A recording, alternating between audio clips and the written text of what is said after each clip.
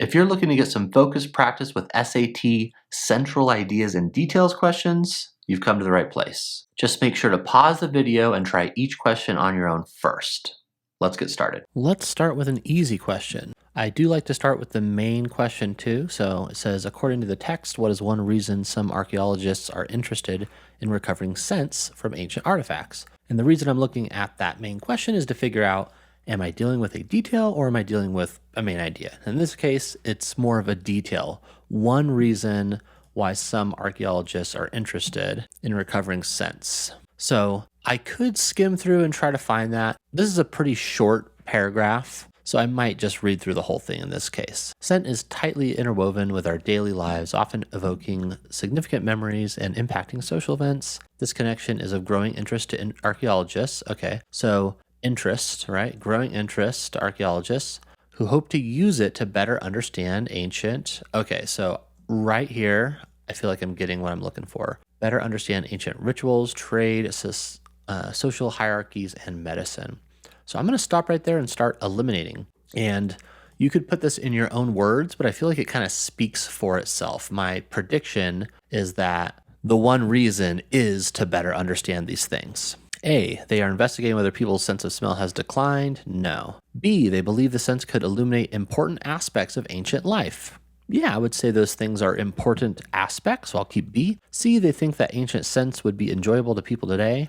No, but I would kind of like to smell them. That sounds interesting. They hope to develop new medicines. Nope. And just like that, my answer is B. Moving on to a medium question. This one says, which choice best describes the main idea? So I know I'm looking for the main idea.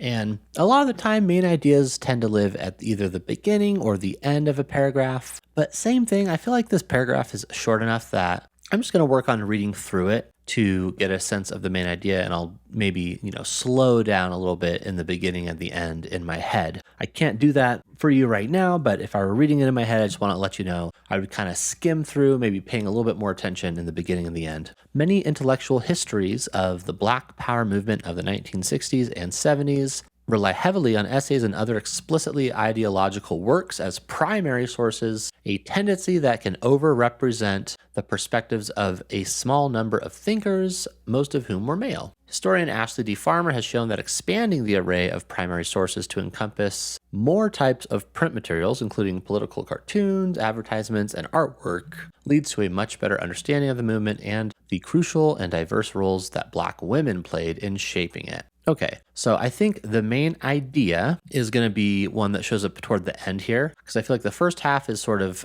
framing things for us, telling us that typically we get more male perspectives, but the second half talks about using more types of primary sources gives us a more diverse input, specifically from women. So this one, maybe I'll want to put in my own words. I'll say something like more types of print, more female perspective. And I'm going to go ahead and start eliminating. Farmer's methods and research have enriched the historical understanding of the Black Power movement and Black women's contributions to it. Okay, so that lines up with more female perspective. And then methods and research would include more types of print. So I'll keep A for now. It's not perfect, but it's all right. Before Farmer's research, historians had largely ignored intellectual dimensions of the Black Power movement. No, that doesn't really fit at all. Other historians of the Black Power movement have criticized Farmer's use. Nope, that's not mentioned at all. The figures in the Black Power movement of whom historians tend to cite would have agreed with Farmer's conclusions about women's roles. No, it doesn't really go into that at all either. So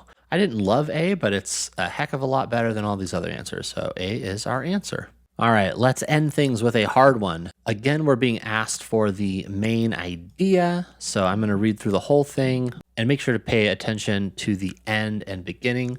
In a study of new technology adoption, DeVitt, let's call this guy DM, examined negative disconfirmation, which occurs when experiences fall short of one's expectations, to determine whether it could lead to positive outcomes for users. The team focused on established users of smart home technology, which presents inherent utilization challenges but tends to attract users with high expectations, often leading to feelings of dissonance. The researchers found, all right, so anytime we're talking about a study, whatever the researchers found is going to be your main idea. So it will be indeed in the last sentence. The researchers found that many users employed cognitive mechanisms to mitigate those feelings, ultimately reversing their initial sense of disappointment. So this one is a little bit convoluted as far as the language goes. There's a lot of scientific, technological talk.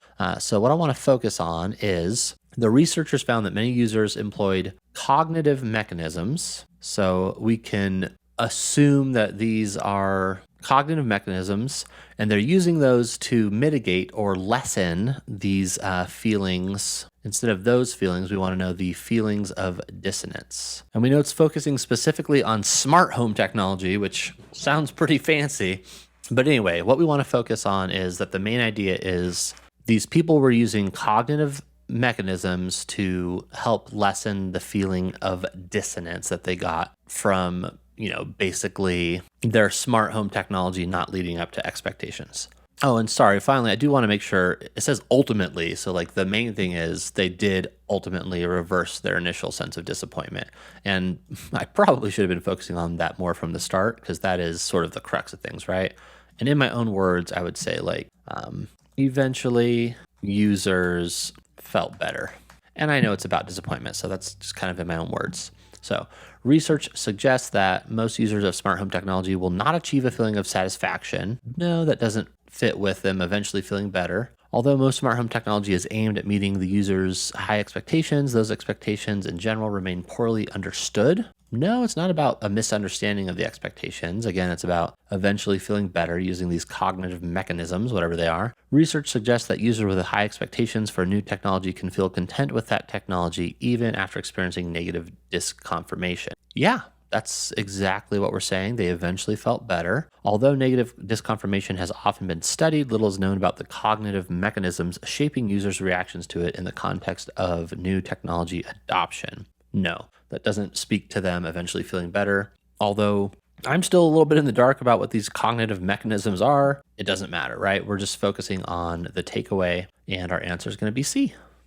Working through specific problem areas like you just did is a great way to improve your score, especially when you couple that with practice exams that resemble the real thing. To sign up for a free proctored practice exam that you can't find anywhere else, go ahead and use the link in the description.